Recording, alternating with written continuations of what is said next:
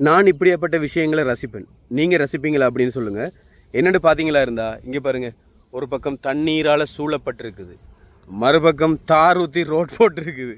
இப்படியாப்பட்ட சந்தர்ப்பத்தில் சிவப்பு, நீலம், சாம்பல், கருப்பு, வெள்ளை இதெல்லாம் கலந்து ஒரு மேகக்கூட்டமே இருக்குது. காட்டவா?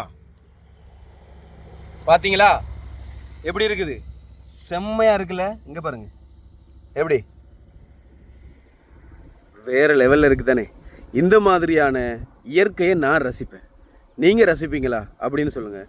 இந்த இந்த இந்த இந்த மாதிரியான இயற்கையெல்லாம் இருக்கும்போது ஏதாவது பாட்டு பாடணும் போல் இருக்கும். அந்த மாதிரி டைமில் நான் பாட்டு பாடுவேன். சில டைமில் அந்த பாட்டெலாம் யாருமே கேட்க மாட்டாங்க.